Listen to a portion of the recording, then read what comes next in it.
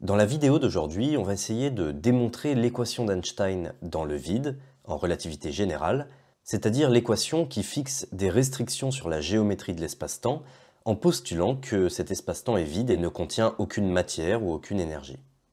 Pour faire cette démonstration, on va partir d'un postulat, le postulat de l'action, qui est écrit par Einstein comme étant S égale l'intégrale de R, V.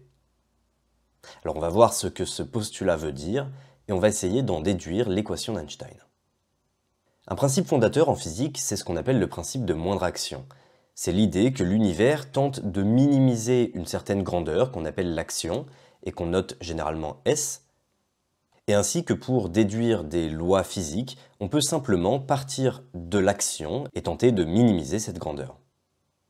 Le postulat d'Einstein, c'est de dire que l'action, la grandeur que l'univers tente de minimiser dans le cadre de la relativité générale, c'est simplement l'intégrale sur tout l'espace-temps.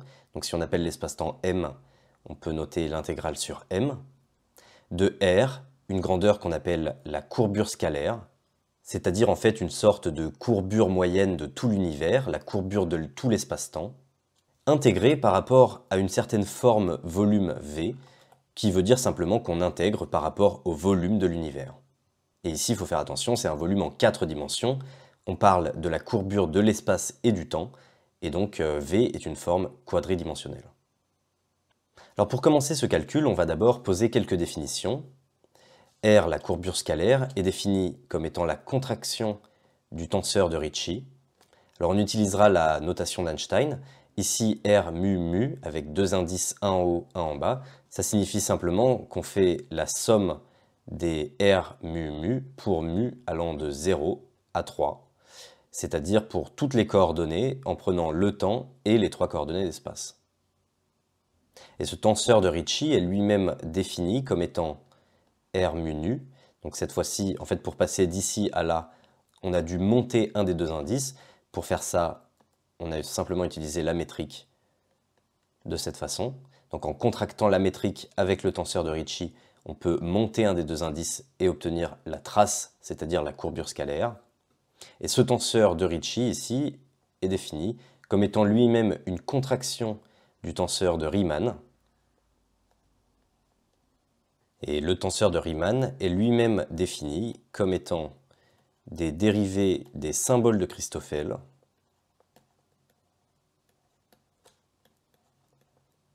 Donc ici, les dérivés sont notés comme ça, avec des d ronds, plus des contractions de symboles de Christoffel.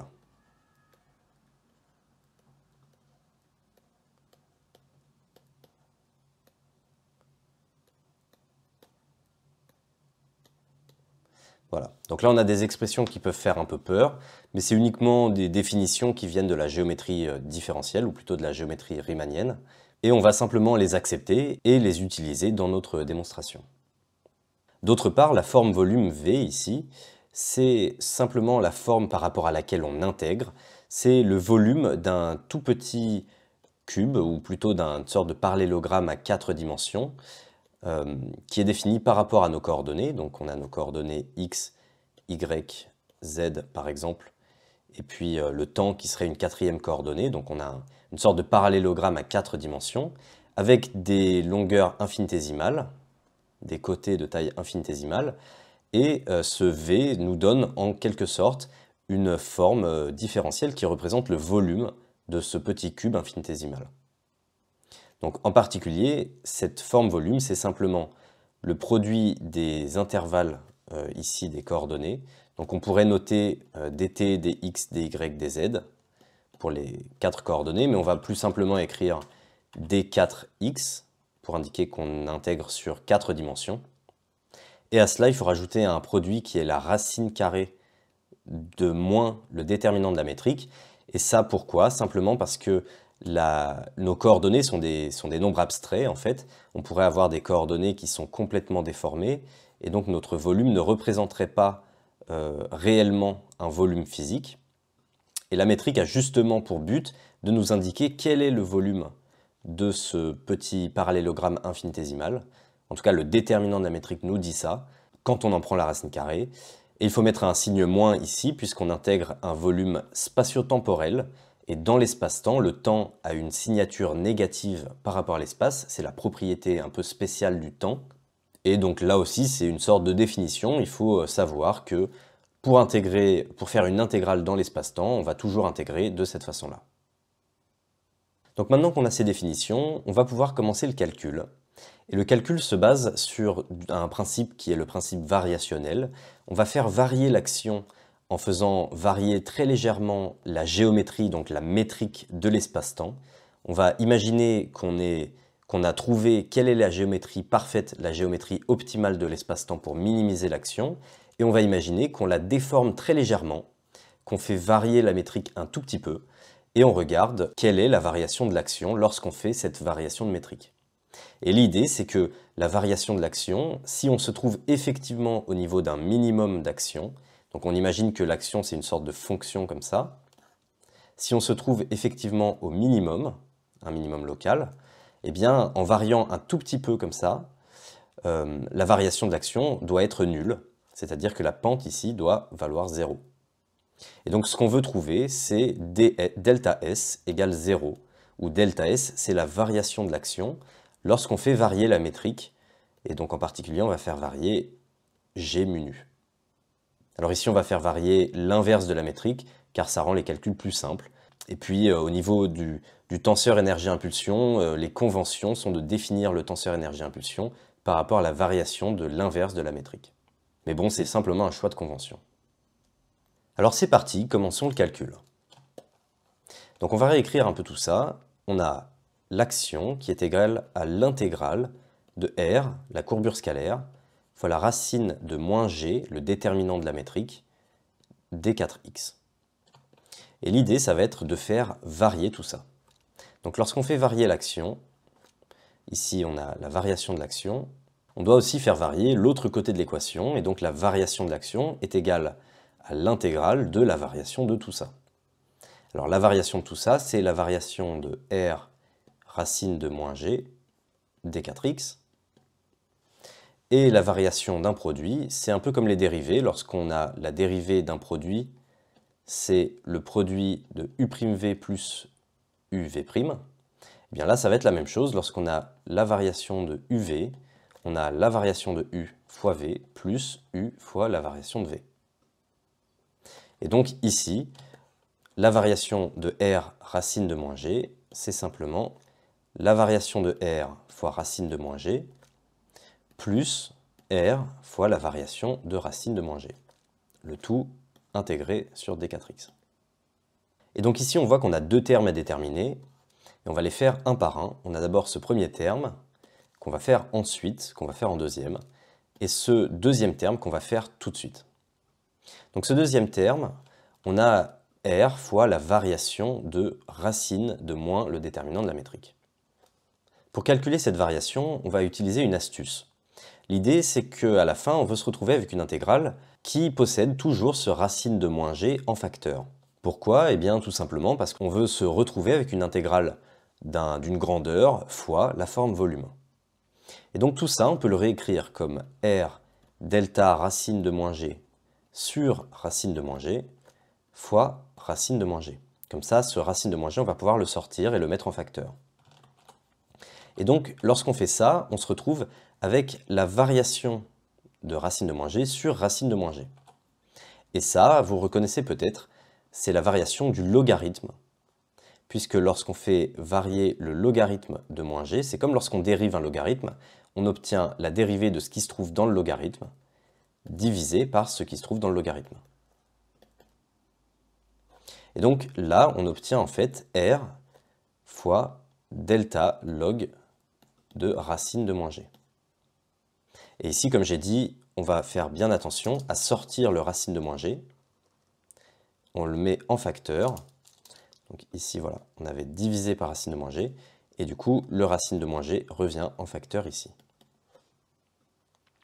Alors là, on va pouvoir simplifier un peu tout ça. On voit qu'on a la variation du logarithme d'une racine carrée. Or, le logarithme d'une racine carrée, c'est 1/2 fois le logarithme de ce qui se trouve dans la racine. Donc, on peut écrire 1/2 de R, en sortant le 1/2, de delta log de moins g. Donc on a d'une certaine façon le logarithme du déterminant de notre métrique. Alors pas exactement, vu qu'on a un signe moins, mais le signe moins, on peut imaginer prendre la matrice qui représente notre métrique, donc on va la noter avec un tilde ici pour parler vraiment de la matrice de la métrique, et multiplier cette matrice par EIpi sur 4, c'est-à-dire une racine quatrième de moins 1. Et lorsqu'on prend le déterminant de tout ça, on obtient bien moins g, c'est-à-dire moins le déterminant de g, puisque ce moins, c'est EIpi sur 4 à la puissance 4. Donc en passant de cette façon par les nombres complexes, on peut se retrouver simplement avec le logarithme d'une matrice. Cette matrice étant A, donc on va l'appeler A, et la matrice étant EIpi sur 4 fois la matrice de la métrique. On va la noter A tilde. Et donc ici, ce delta log du coup de A, c'est un logarithme d'un déterminant, donc de det A. Et une propriété des matrices diagonalisables, c'est que le logarithme du déterminant d'une matrice est égal à la trace de logarithme, et cette fois-ci c'est un logarithme matriciel, de la matrice. Alors ça veut dire quoi un logarithme matriciel? Eh bien c'est trouver une matrice B telle que exponentielle de B, au sens des matrices, égale A. Et donc ici, on va faire la trace de cette matrice B, telle que exponentielle de B égale A. Donc, on peut remplacer. Tout ça, ça fait 1 demi de R fois delta. Et du coup, log det devient trace log. Donc, trace du log de A. Et la propriété ici intéressante, c'est que la trace est linéaire. Et donc, on peut la sortir du delta. Et donc ça fait 1 demi de R de la trace de delta log de la matrice A. Et ici, lorsqu'on prend le delta du log de la matrice A à l'intérieur d'une trace, une propriété, c'est que c'est comme ici, c'est comme pour les nombres. Le delta du log d'une matrice à l'intérieur d'une trace, c'est le delta de la matrice divisé, c'est-à-dire fois l'inverse de la matrice. Et donc en particulier, c'est l'inverse de la matrice fois le delta de la matrice. Alors ici, j'écris égal par abus de langage. C'est uniquement à l'intérieur de la trace que ces deux valeurs peuvent être égalisées. Et donc tout ça ici, ça va nous donner simplement 1 demi de R fois la trace de A-1 delta A. Et alors ici, quelque chose qui est très intéressant, c'est que ce EIpi sur 4 va s'annuler, puisque ici on le retrouve une fois, et ici on le retrouve inversé. Et donc dans le produit ici, les deux EIpi sur 4 s'annulent. Et donc on peut remplacer directement A par la métrique. Donc ici on a la trace de l'inverse de la métrique multipliée par la variation de la métrique, en termes matriciels. Et donc pour finir, si on écrit cette trace en notation d'Einstein, on obtient 1 demi de R fois l'inverse de la métrique, c'est G mu nu avec les indices en haut, fois delta de G mu nu. Et ici, on contracte bien, vu qu'on prend la trace. Une toute dernière étape, j'ai dit que par convention, on allait s'intéresser aux variations de la métrique inverse, donc avec les indices en haut. Donc ce qu'on peut faire ici, c'est considérer le fait que la matrice, lorsqu'on la contracte avec elle-même, ceci vaut simplement delta mu mu, c'est-à-dire 4, vu qu'on est en 4 dimensions. Donc ici, c'est un symbole de Kronecker, c'est le tenseur trivial. Et donc si on différencie tout ça, si on prend la variation de tout ça, on obtient la variation d'un produit, donc delta G mu nu plus G mu nu delta G mu nu égale la variation d'un nombre constant, c'est 0. Et donc, on a cette égalité que delta G mu nu avec les indices en bas fois G mu nu avec les indices en haut est égal à moins, en passant ça de l'autre côté, moins G mu nu avec les indices en bas cette fois-ci, et delta G mu nu avec les indices en haut. Donc en fait, ici, on peut simplement passer les indices en bas et en haut ici dans la variation, à condition de rajouter un signe moins. Et là, on a finalement obtenu la valeur de ce premier terme en fonction de ce qui nous intéresse, c'est-à-dire la variation de la métrique. Maintenant, on va passer au calcul du deuxième terme, ce delta R. Alors pour calculer delta R, on va se rappeler de la formule qui définit R, la courbure scalaire, et en particulier, c'est cette formule-là qui nous intéresse. Donc delta R, ça va être le delta de G mu nu fois R mu nu. Alors ici, on a encore une fois le delta, la variation d'un produit, et donc on peut décomposer ça comme étant la somme de delta G mu nu fois R mu nu plus G mu nu fois delta de R mu nu. Alors ici, ce premier terme, il est très bien puisqu'on a directement la variation de la métrique telle qu'on l'utilise dans nos conventions, donc ça c'est parfait. Par contre, ce deuxième terme ici est différent et donc on va essayer de le calculer. Alors je vais mettre une autre couleur pour que ce soit plus clair et on va s'intéresser à ce terme-ci en particulier. Et en fait, on va voir que ce terme disparaît, il ne contribue pas. Et pourquoi il ne contribue pas? C'est parce qu'on peut le mettre sous la forme d'une divergence. Et l'intégrale d'une divergence dans l'espace-temps, en considérant que l'espace-temps n'a pas de bord, par le théorème de la divergence, vaut 0. Donc notre but ici, ça va être de démontrer que cette grandeur peut être exprimée comme la divergence d'un certain tenseur. Alors commençons par calculer ce delta R mu nu. R mu nu, on a vu que c'était le tenseur de Ricci, qui se calcule à partir du tenseur de Riemann, qui se calcule lui-même à partir des symboles de Christoffel. Donc pour commencer, une première idée, ce serait de calculer les variations d'un symbole de Christoffel. Donc prenons un symbole de Christoffel et prenons sa variation. Alors les symboles de Christoffel sont définis de la façon suivante. Le symbole de Christoffel en ρ mu nu est égal à 1/2 de l'inverse de la métrique avec une variable muette ici, une coordonnée muette lambda, fois les dérivés, donc d'abord par rapport à mu de la métrique avec nu lambda, plus la dérivée par rapport à nu de la métrique avec mu lambda, moins la dérivée par rapport à lambda de la métrique avec mu nu. Donc ça, c'est la définition des symboles de Christoffel. Et donc a priori, pour calculer la variation d'un symbole de Christoffel, il faudrait calculer toute cette variation ici, ce qui serait très long. Mais on peut utiliser une astuce, qui est le fait que notre espace-temps est une sorte de grille, et que localement, on peut toujours, autour d'un point, choisir des coordonnées qui sont plates, c'est-à-dire qui sont localement régulières, un peu comme à la surface de la Terre, où localement, vous pouvez définir un plan, même si la surface globale de la Terre est sphérique. Vous pouvez toujours localement trouver un plan qui est tangent à la surface de la Terre et définir une grille de coordonnées cartésienne qui n'est pas valable sur toute la Terre, mais qui est valable localement à proximité du point. Donc de la même façon, on peut faire ce choix de coordonnées dans l'espace-temps, c'est ce qu'on appelle des coordonnées normales, et l'intérêt de ces coordonnées normales, c'est que tous les symboles de Christoffel valent 0 lorsqu'on utilise ces coordonnées-là. Tous les symboles de Christoffel valent 0, pourquoi? Parce que toutes les dérivées de la métrique valent 0 uniquement au point auquel on se trouve. Pourquoi? Parce qu'on choisit justement, précisément, on choisit des coordonnées telles que la métrique est régulière et constante localement. Donc dans ce choix de coordonnées, en coordonnées normales, la variation du symbole de Christoffel va être un peu plus simple. Donc ici, on a un produit entre cette grandeur et cette grandeur-là. Donc a priori, on devrait prendre la variation de ça fois tout ça, plus la variation de tout ça fois ça.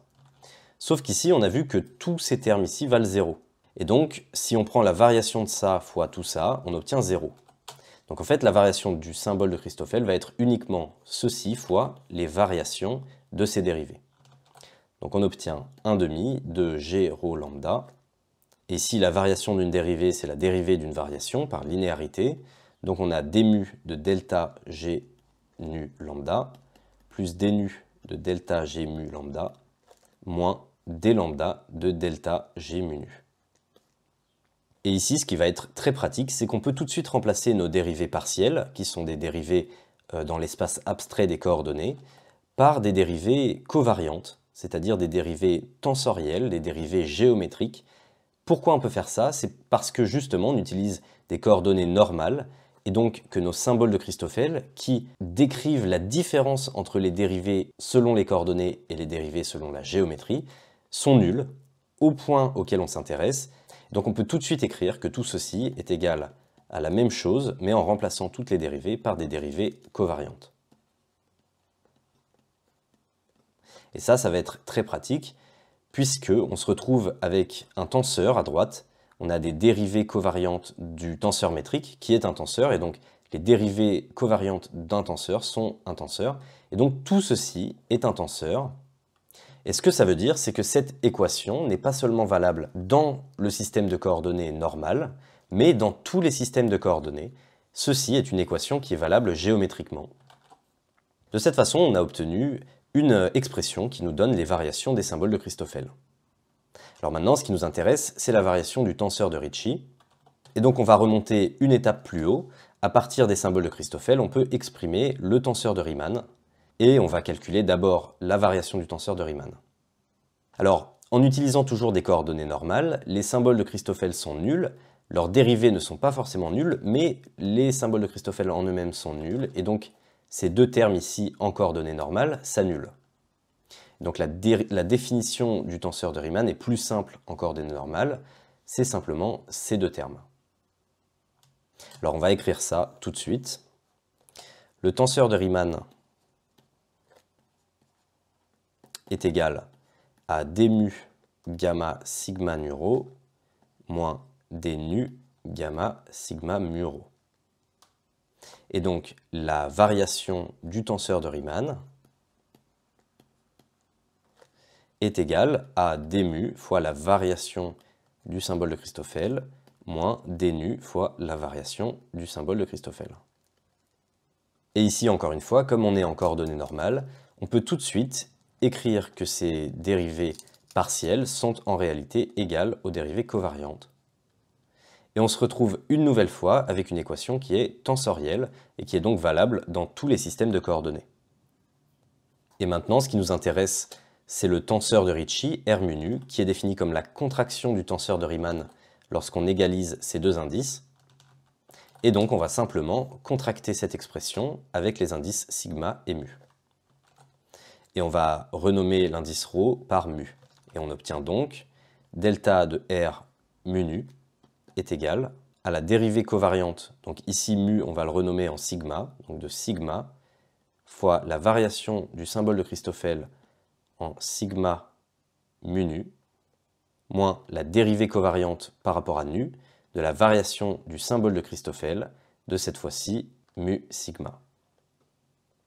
Et là, cette expression est très intéressante. Pourquoi? Parce qu'on voit directement qu'on a des dérivées covariantes, et donc on se rapproche d'une divergence.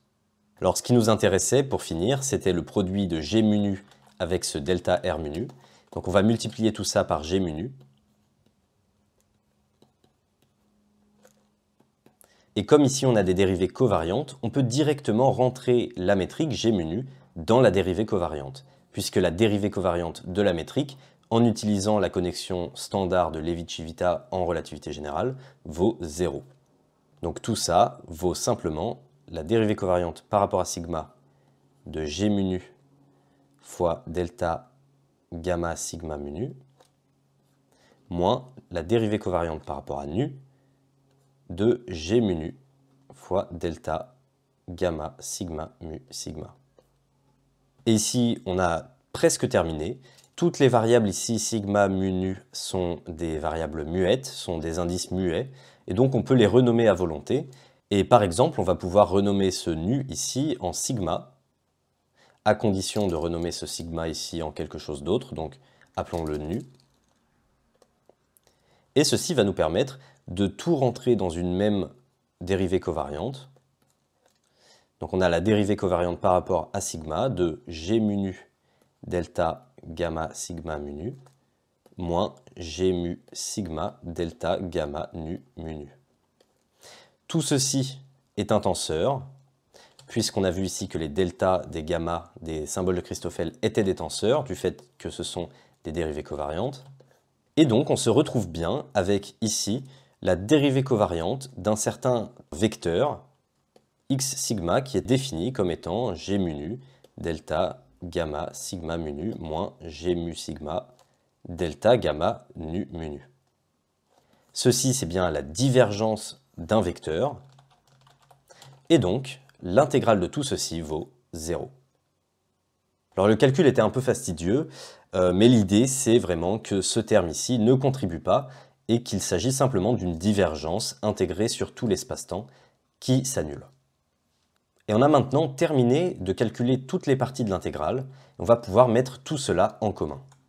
Donc pour résumer, la variation de cette intégrale, de l'action, alors je vais l'écrire ici, la variation de l'action est égale à l'intégrale de ce delta R. On a vu qu'il y a uniquement ce terme-là qui contribue. Et on va tout de suite mettre le delta G mu nu en facteur. Donc on a simplement R mu nu avec un delta G mu nu en facteur. Et puis on a ce racine de moins G des 4x.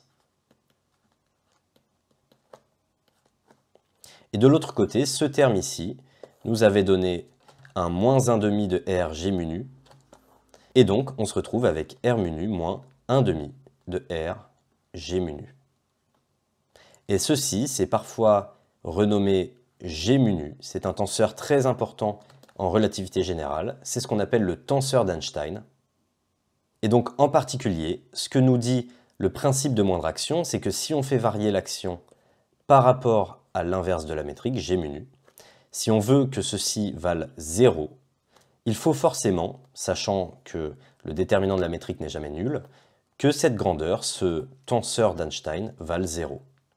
Et donc, R mu nu moins 1 demi de RG mu nu est égal à 0. Et ceci, c'est l'équation finale, l'équation d'Einstein de la relativité générale dans le vide, qui fixe la géométrie de l'espace-temps lorsqu'on imagine qu'il n'y a aucune densité d'énergie ou de masse.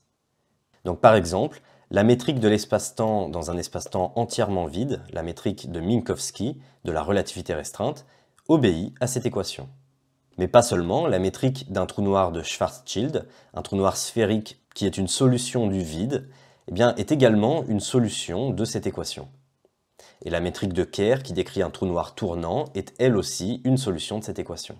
En fait, dès lors que vous êtes à un endroit de l'espace-temps qui ne contient aucune matière ou aucune énergie, eh bien cette équation s'applique et localement la métrique va être une des solutions de cette équation. Et plus généralement, ce que Einstein va écrire, c'est que cette grandeur, ce tenseur d'Einstein, est égal à T mu nu, ou en tout cas est proportionnel avec une constante kappa, la constante d'Einstein, T mu nu étant le tenseur énergie-impulsion qui décrit le contenu de l'univers et qui vaut 0 lorsqu'on se trouve dans le vide.